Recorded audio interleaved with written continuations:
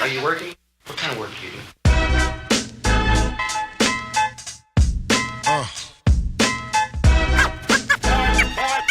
is it you want to do when you grow up? Hey, yo, I'm gonna be. Right, welcome back to another edition of Who's That DJ? So it's been a while, but glad to have you back, and I'll detail and fill you in on what's been happening over the last couple of weeks in another video.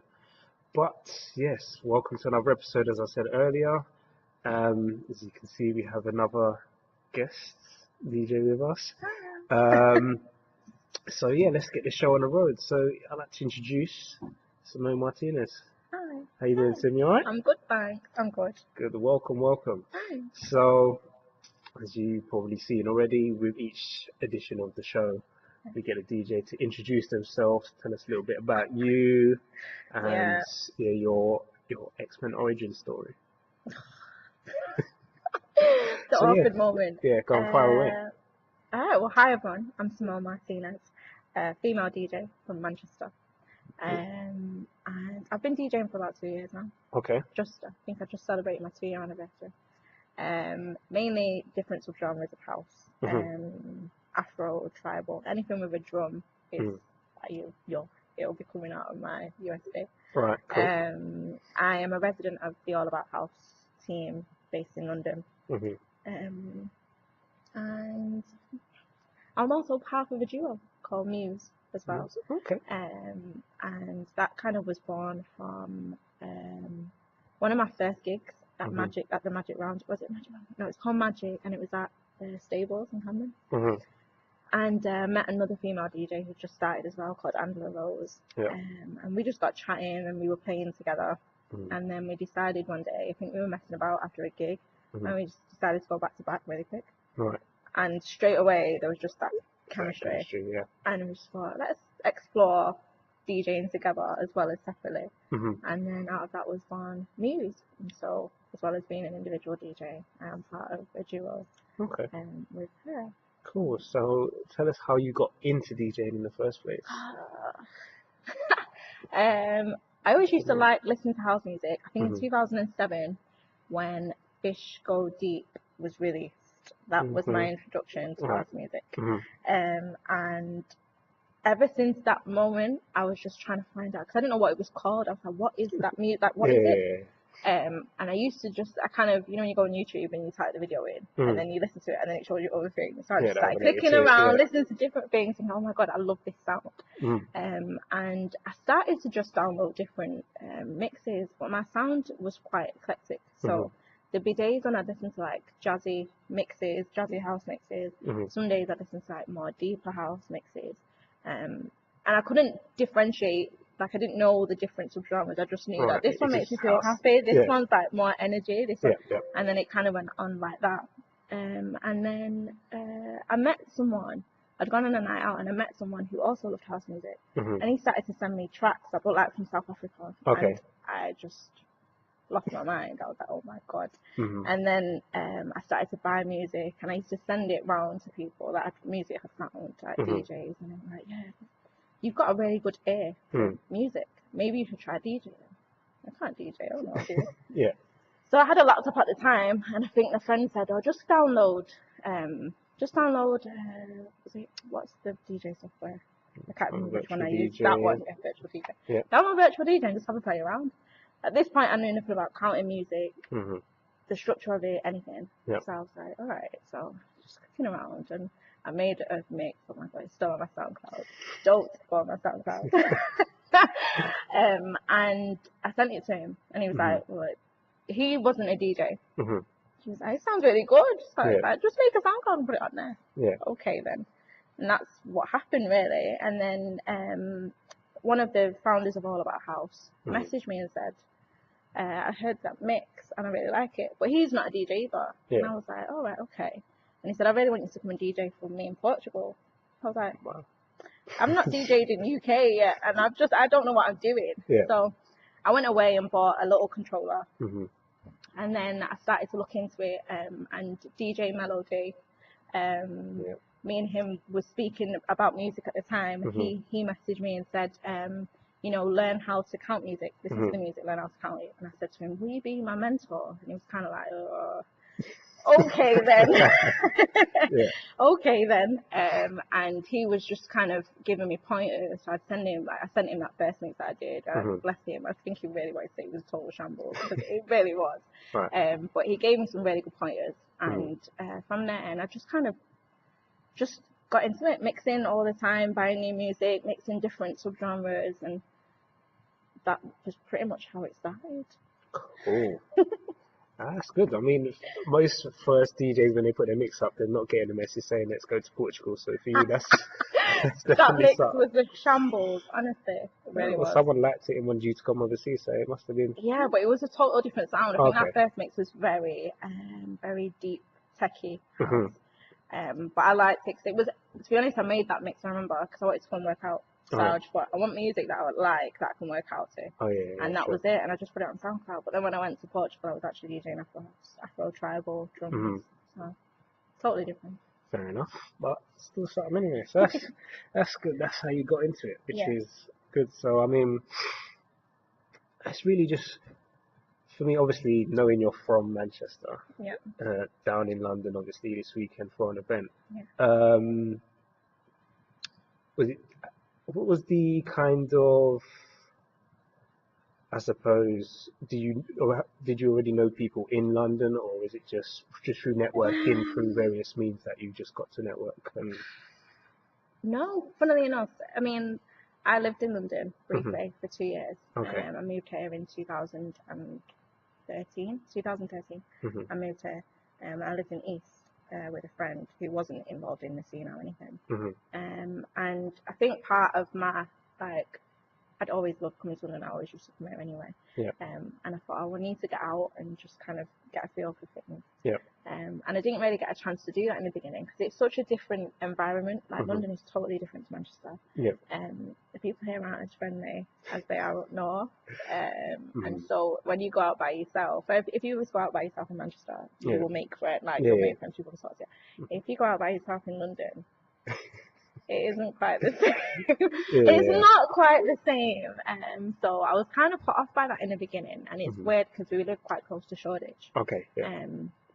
So I didn't really get to go out. But then I moved to Stratford, and I got an apartment there. And I thought at the time I'd just been introduced to Melody, and he posted a couple of flyers for a few events, and that was when 65 was still open.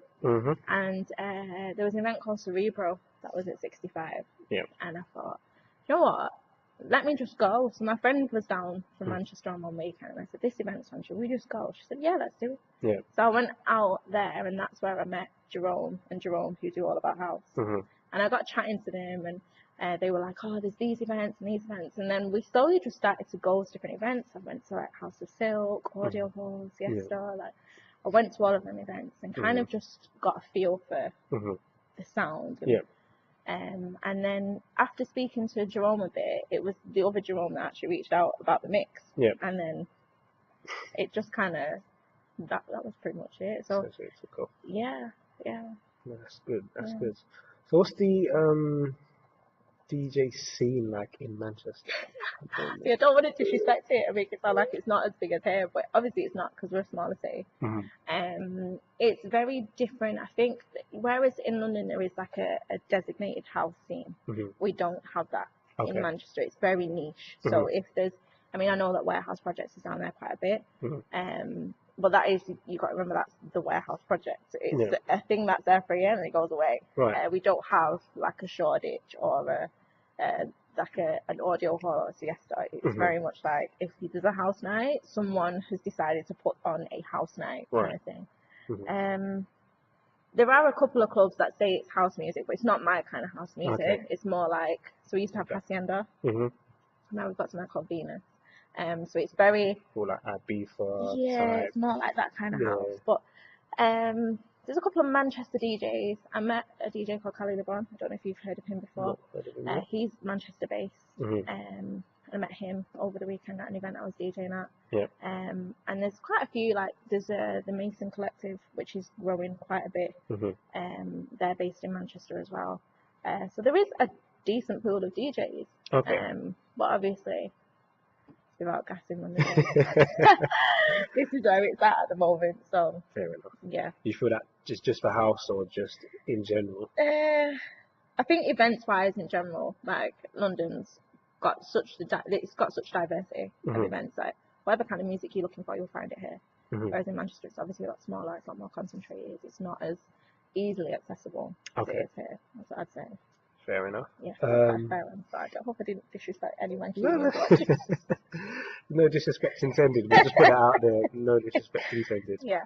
Okay, cool. So I asked this to DJ Cinderella, who I had on a couple episodes back. But do you find any challenges being like a female DJ in the scene at all? Is there anything like that? Am I allowed to say it? I'll get Go, in trouble. go for it. Go for it. This is I think people open think forum a for you lot to- of males and a lot of male DJs think it's easier for a female DJ. Okay. From my experience, it's harder. Okay. When I was starting off, and even till now, to be honest, when guys see a female behind the deck, I could be playing tunes, right? And I know I'm playing tunes, right? But because it's a female, the response is it's totally different. Like we DJ'd at a rave not long ago, and we got the last set. This is when me and Angela were playing together, and we got the last set. And it was the first time we'd ever had prime time, and I was so scared because there were so many guys and not too many girls, but a few people had come out just to support us, so I felt at ease. But we stepped on, and look, I'm not the selector in that duo. Angela has got some rhythms, and so I know that we've got tunes.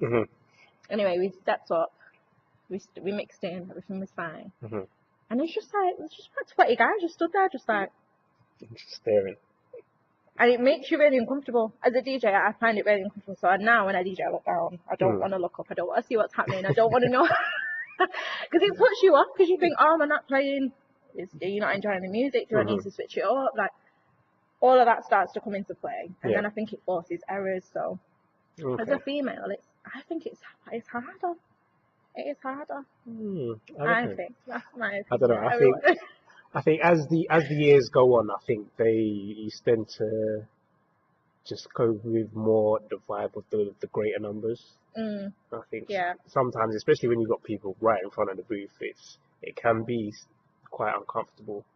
It's fine. We DJ'd at till 2, for example. We did till 2 at the end of March, which was honestly to date the best gig I've ever played for. And on more than one occasion when we're DJing, guys are coming over, literally like leaning over to make sure that we're actually mixing. It's insane to me. Yeah, and then they look at you and they're like, you can DJ? I mean, I'm alright. I know what to do with pioneer equipment. I don't know. So, yeah. Okay. That's understandable. I mean, everyone has different experiences, isn't it? So, but it's good that you're still going strong. It's not put you off or made you want to stop in any way. No, not yet. Okay, cool. All right. So, in terms of, apart from that, what other challenges you think you faced coming through? I probably wouldn't say it's a challenge because I think this one is particularly self-inflicted.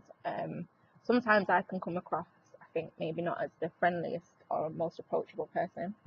And the reason for that is because I live in Manchester, and every gig to me, I never want to turn down a gig because I think it's some form of experience.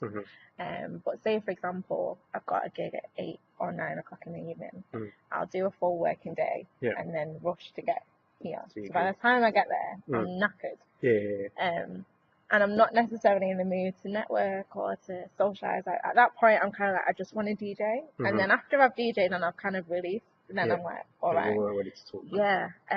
So I think that's probably one of the biggest challenges is that trying to always be upbeat and approachable, which it can be difficult, especially when you've got like drunk ravers.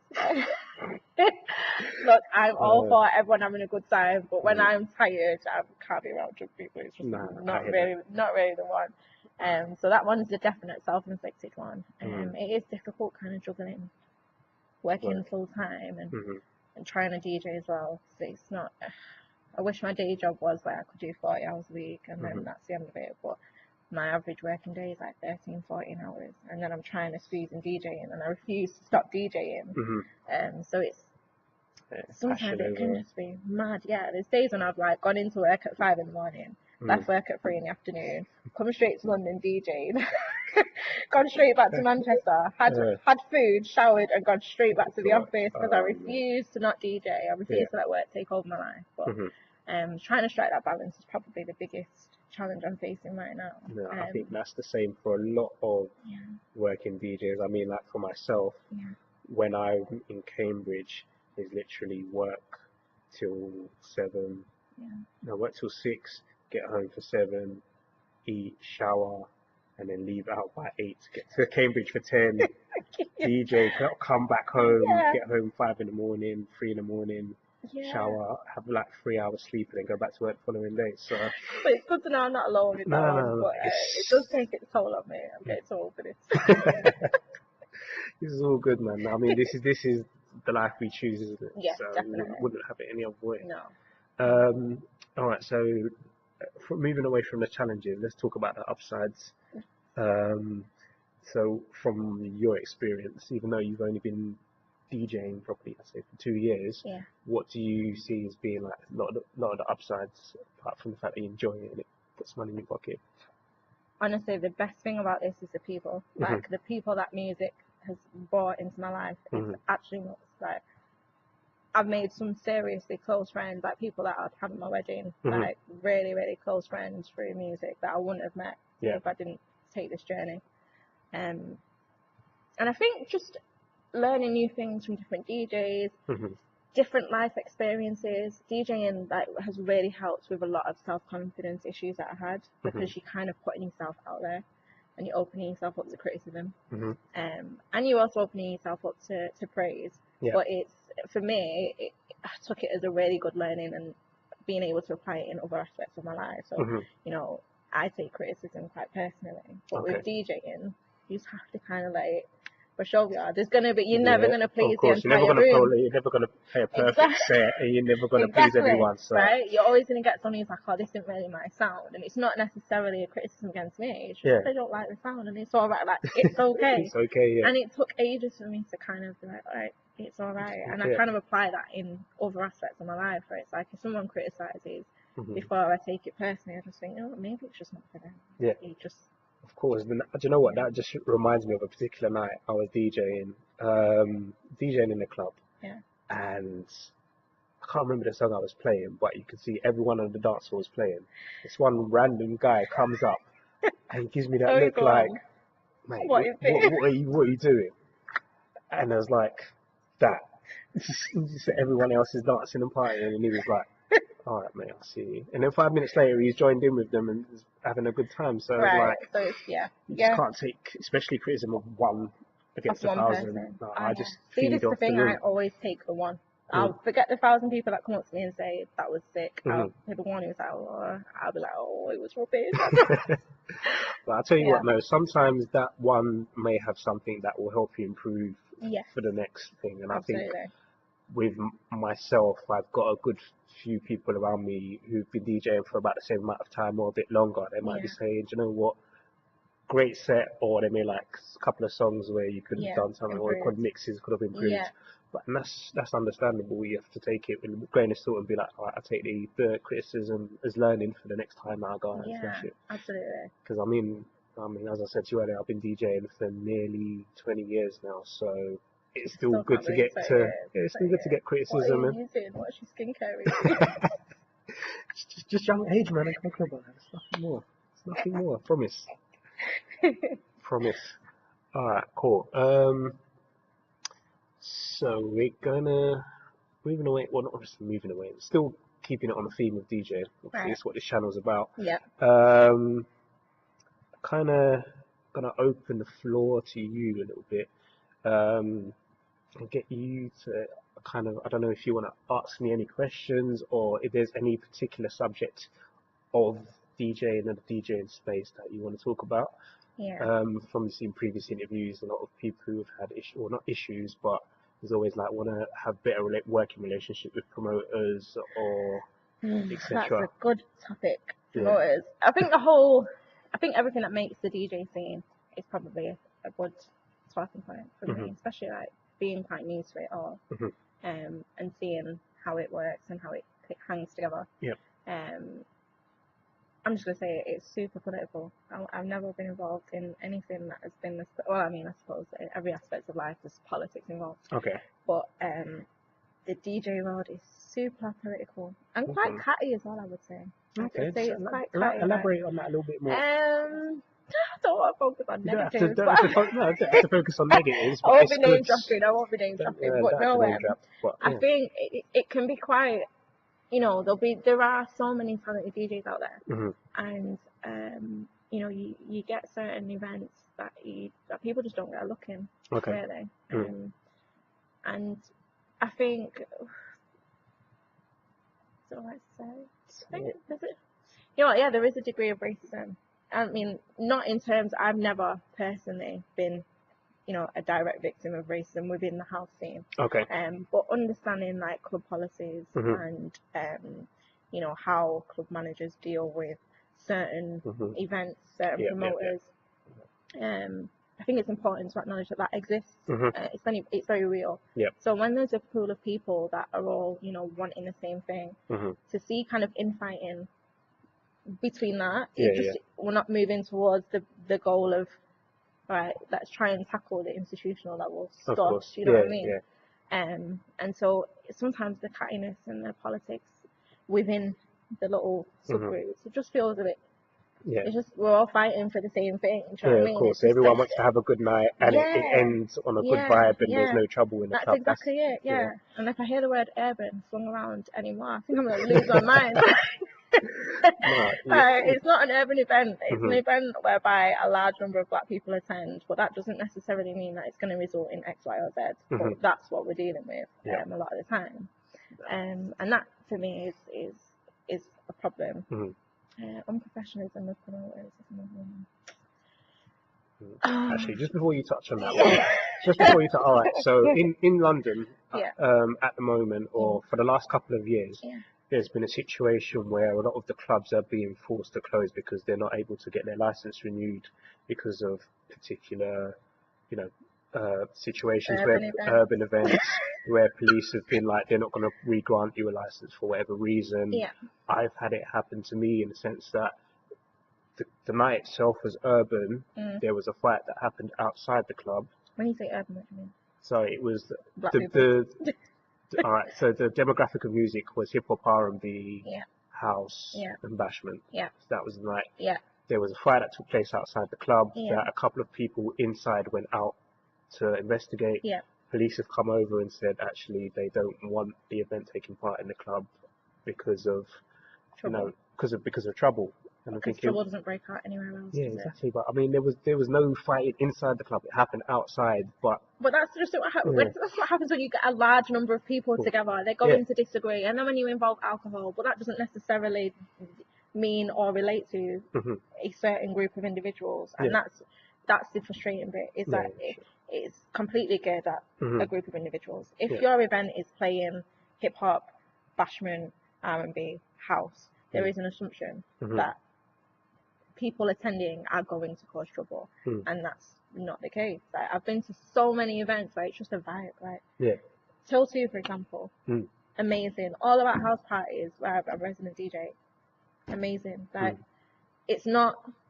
Do you know what I mean? It's not what people perceive it to be, and it's frustrating that police have such. Like, I think the 696 one, for example, is just the biggest sort of crap I've ever. I'm saying it, whatever. No, it's cool. I think it's just ridiculous. It's just nonsense. I don't, and you know, I never know what are these clubs doing with my details when they have them. Like, what's the perception? Why do you need to know who I am or where I live? Because 9 times out of 10, I ain't caused no trouble, so you don't need my details. Do you know what I mean? But sorry, I got a bee in my bonnet about that. I really do. I can't deal with kind of any injustices or things like it. Really bothers me, and that is a major one for me. I really, not a fan. Okay, cool. All right, going back to your second. No, sorry. I would think the question I was going to ask you is, obviously we have this issue in London at the moment. Yeah. Where clubs are closing down. Is that the same situation that you see in up north in Manny as well? No. No. Clubs change. Yeah. Like they change names. We've only got a very small set of clubs, and like I said, it's not a specific house night, so I don't really go out that much anymore. But when I do, it's always a rotation, so it's always a mixture of my DJs, and it always starts off as like trap into hip hop, into R&B, into bashment, into commercial house tracks, into some old school stuff, and that's it. Right. That's literally what a night out feels like. Unless you go to a specific, this is house night, or if you go to like M.U.S.E Collective, because that's like deep and tech house. But the actual club nights are just not knocking Manchester. I love it. I've lived there my whole life. I love it. But the nightlife is a bit. It used to be a lot better. Okay, that's fair enough. All right, yeah. So going on to your second point about unprofessionalism amongst promoters, please tell us your feelings about it. This is probably going to be the most unpopular interview you've ever done. No one's going to want to book me again. But do you know what? I think if you... Let me try and think of a good analogy. So you want to open a shop, yeah? If you don't have the means to open said shop, then you need to get the means of opening the shop before you open the shop. Yep. So promoters who want DJs at their events, if you can't afford to pay them, just don't have the event until you can afford to pay them. You have to prepare for eventualities. Yep. So you have to be level-headed and think, right, I'm going to do an event. And, you know, everyone starts off somewhere. I didn't start off charging. I think I got told quite recently, actually, your fee's too low. I initially just started DJing for free. I was like, I just want the exposure. I just want the experience. And so for me, it was more just about getting experience. But obviously now as I'm getting more... building more of a profile, and I've actually invested in myself. I'm not the kind of person, like I started on a laptop and a controller, then I decided I didn't want to do that, so I ended up buying a brand new laptop for DJing, a controller that I used for all of about 2 months, and then decided I want proper equipment, so I went and brought myself like a Pioneer controller, like a big one that does USB. Okay. And I was just kind of like, right, this is what I want to use. So I've already invested quite heavily in what I want to do. And I take it quite seriously. So if I get booked for an event, I ask the kind of questions, okay, what time's the set? What's the equipment? General things. Tell me when you're going to have the artwork over to me. Tell me when you need my pictures. If you need a profile or a mix, whatever. So that I can do my side of the job. So if someone books me, I'm promoting the event. I'll always try and bring people or encourage people to come, but I can't. There's only so much within my control. Yeah, of course. And I always try and arrive early so I can get a feel for what's going on, and then do the best job that I can. When you get to the end of the night now, or when you're ready to go and you don't get paid, it's just kind of like, I've done everything I said to do. I personally hate asking people for money. I can't stand it. It really bugs me. But when I've done my job, yeah, of course, it's kind of that, and it's sort of like when it's not so much when you don't have the money. It's if you tell me you're going to pay me, then you don't. That's a major bugbear of mine. Like, I'm reasonable. We've all struggled. It's fine. Like, of course. do you know what I mean? Like, just say it'll be done by this day and it's fine. And a lot of people say, well, I've got, if you have a rider, and I only learned what a rider was about 3 weeks ago. I don't know what a rider was, but what's this? I don't have any of that. I don't even want to get it right. So a rider is what you say you need in order to play at the event. Okay. So, is that right? Ish. Do you have one? You haven't got one? No. Have you ever had one? No, I've not needed to, one. In fairness, because I've always, for when I've been booked, I've always kind of said, boom, this is the price that you need to pay to book me, and 9 out of 10 times they will just pay me in advance or pay me like a deposit and then full amount. Well, that's what I've learned now. Okay, it's the whole deposit thing. But I never kind of wanted to get to that. And like I said, 9 times out of 10, the money that I spend usually tends to go just travel and maybe a Coke because I don't really drink. So it's not even like I'm a demanding or a diva or like things I'm not. People may disagree. But yeah, it's the whole, if you can't afford to have an event, or if you haven't prepared for the eventualities, if you have the event, what's the worst thing that could go wrong? No one turns up. Can I still afford to pay my DJs? Because at the end of the day, they have a reputation to uphold as well. So, it's when a DJ's done everything asked of them and then a chasing, we shouldn't have to ever chase anyone. Yeah, no, of course, definitely. So that's a big bugbear of mine, I think. Yeah. No, it's good. It's good. As I say, I think there are good promoters out there and there are bad promoters out there. Yeah. It's just a case of if, as you said, if you can't afford to have an event or you can't afford to pay your DJs, then recalculate your costs, reassess and see what you can do. Yeah. Speak to the DJs before you even confirm them to say, all right, cool. If this can't happen, then this is the minimum amount I need to pay. Exactly. And then go from there. Yeah. So no, I fully get that. All right. So moving away slightly from the DJ scene back to yourself. Okay. I know you're predominantly a house DJ, but what are you listening to outside of house? So I say in the last couple of weeks, you know, Beyonce and Jay-Z albums just came out. I'm not a commercial person. I can't. I feel what are you listening to? Some DJs they only listen to other DJs. I'm like a super eclectic music person. I think I've always listened to music, but I've never heard music. Okay. I'll explain. So when I was 18, I went through a really, really difficult period in my life. And honest to God, you know music you've listened to your whole life, and then you hear the music. I could hear the lyrics. I could hear sounds that I'd never heard before. And so that's what music got me through that period of my life. Right. And I listened to a lot of neo soul. Music Soul Child is my absolute favorite, alongside Tidra Moses.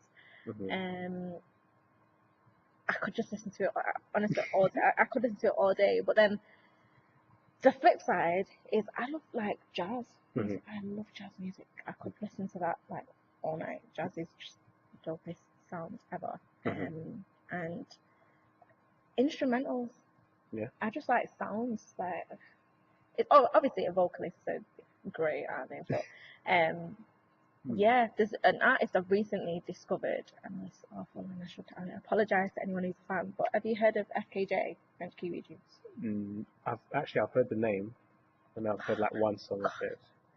I can't even deal. I've had to create an playlist called Dopeness, because it was just, the music is just awesome. And yeah, so I'm just all, but I was obviously raised on like Luther Vandross, Barry White, like my mum and dad like blasting that out when I was younger. So all of that's kind of like, that soul is always there. But yeah, I don't really listen to mainstream. No, it's fine. It's fine. I mean, listen to mainstream artists. I pay attention to what comes out in mainstream, and I kind of check charts and check, like when I'm downloading music for the following week, I always check and seeing what's popular and make sure I have it, and maybe we'll listen to it in preparation to DJ, or a couple of times I'll go out just to listen to what other DJs are playing. So especially like the commercial genre, if you're not listening to radio all the time, which I'm not, then the only way to really see what's going on is to go out to see what other DJs are playing. So you'd be like, okay, cool, I haven't got this track, I need this track. See what the crowd says. See what's on and popping, and then check, you know, things like charts. I've got a couple of corporate parties coming up, so I need to be checking the charts, seeing what's popular, so I can have that ready for them. Plus the old school stuff as well. I can't remember last time I checked the charts. Totally different world. Like, honestly, it's a totally different world. I don't think I listen to the radio in my car ever. No, it's always just straight on the USB. Yeah. Fair enough. All right, cool. So before we let you go, we're going to do a challenge. Okay. Not really a simple challenge. Just get you to think a little bit. So because you've got a quite eclectic taste, I can vary up the scenarios a bit. Okay.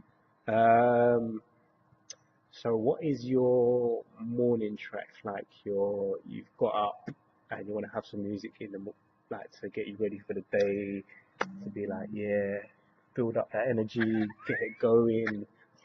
What's your track of choice? This is where guys say girls are crazy, but depending on how I wake up, depends on what kind of music I want to listen to. So some mornings I get up and I listen to I'll listen to it. I called your phone. Like, because I'll just be, you know, you wake up, you just vex.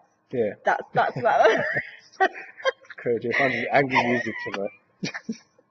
No That's you. disrespect, no disrespect. Uh-huh. But yeah, sometimes it'll be that. Mhm. Sometimes I like gospel music as well. So Okay. sometimes if I'm feeling quite like spiritual and chilled, then I'll put on some gospel music. Some mornings, like I said, I'm quite an instrumental person, so I'll put on like a nice sax instrumental just to kind of help me get ready for the day. But honestly, I could. It's crazy.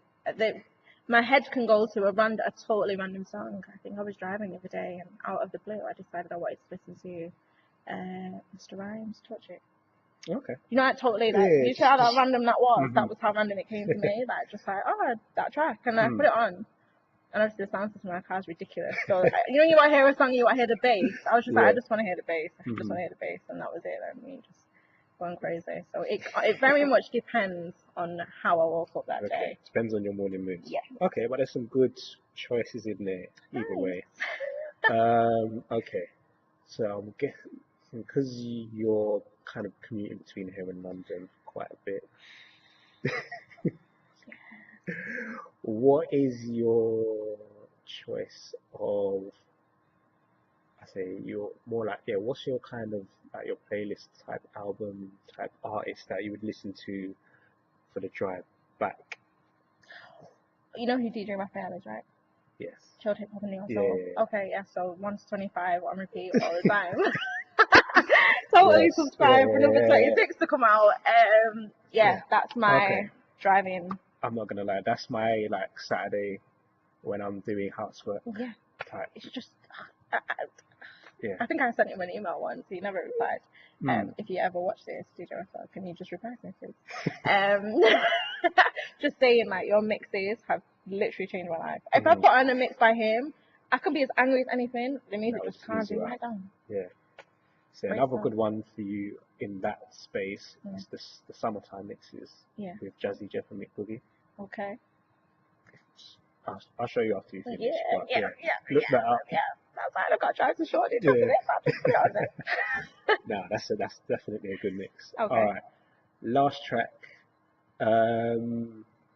Let's see now. Let's make it a bit more interesting. Okay. It's actually no, forget that. I might do that afterwards. It's just a random question. Okay. What's the first track you think you're dropping tonight? Your set. Oh, that's a good one. That is a good one. It depends on what everybody else plays before me. But right now, probably no one will know this track, but there's a track called Dimensions by, I think it's Brazil or Africa. And the tune is bad. That's all I can say. It's the sounds in this, just the sounds. You know, cause I bought it not long ago. I haven't had a chance to hear it on the sound system. That's what I love about gigs as well. I just get loads of new music and I just want to know what it sounds like out. Cause I can never get it that loud in my house. But yeah, it's either that or I'll go in with some Afro tech.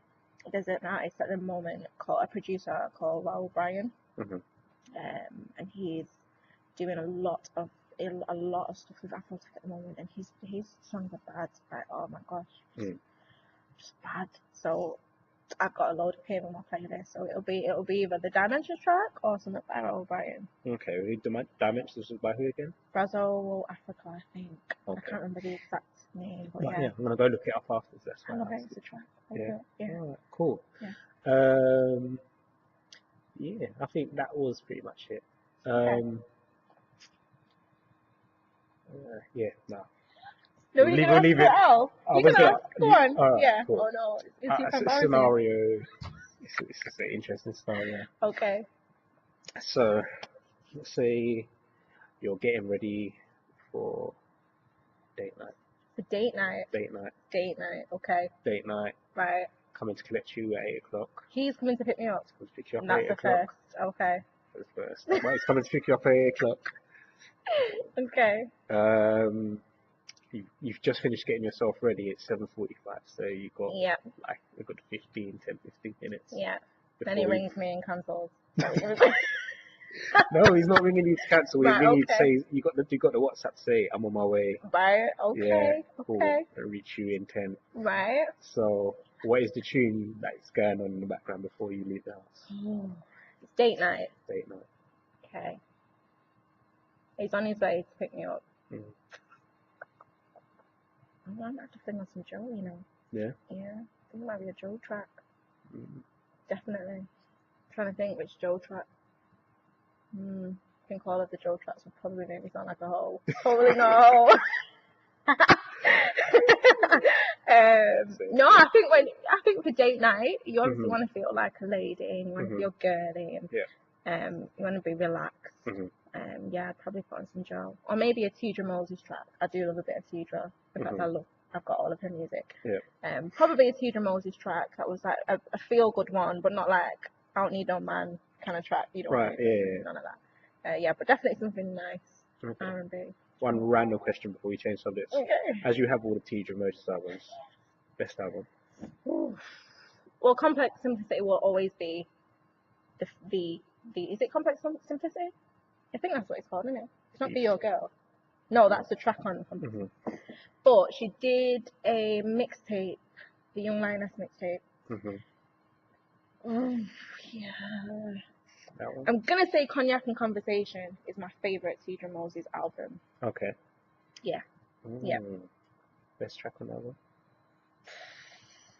She did a rendition of Sade, Stronger Than Pride. Mm-hmm. Oh no, that's Clairvoyant. That's Clairvoyant. Clairvoyant is my favorite album, and that rendition of Sade is just insane. She's so underrated. Like, I know Rick Ross took her under his wing, but that was just like she's so underrated. But I kind of like that about her. 'Cause Okay. she's still quite exclusive. Yeah. But it's mad to me. Like, I've followed her from the beginning. Like, her very first album and tour here. Total fangirling fun. But she's awesome. She's awesome. All right then. All right. Before we sign off, is there anything more you want to say? Get off your chest. I forgot I got angry. No. Of course. Like I said, this is more just it's a DJ conversation, isn't it? So, anything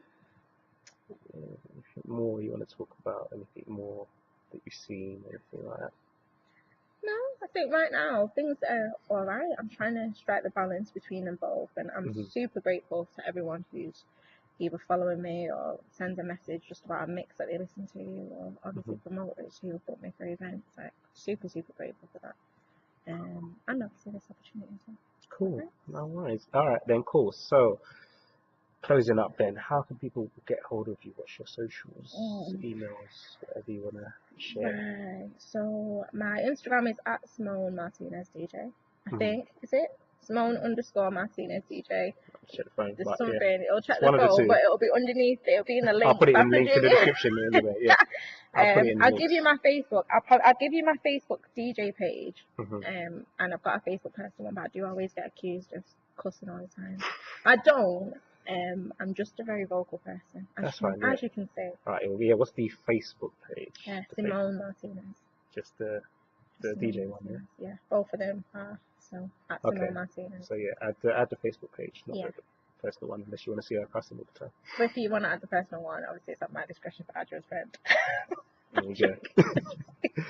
There you go. All right, cool. So yeah, man, it's been a pleasure having you on. Thank you. Appreciate the conversation. Yeah. No doubt we'll continue to network and see what opportunities can arise. Yeah. So yeah, it's been a pleasure having you on the show. I'll leave all the links in the description down below, etc. And the same on the podcast description. Yeah, so make sure you follow. I've got another couple of DJs coming up over the next few weeks, which is going to be good. DJs, if you want to get involved or be on the show, my contact details will also be underneath as well. Get involved. Yeah, man. Why would you not want to get involved? Get involved. Exactly. Be part of the conversation. Be part of the conversation. Be a part of the conversation. All right, man. So until next time, peace out. Stay safe. All that good stuff. Peace.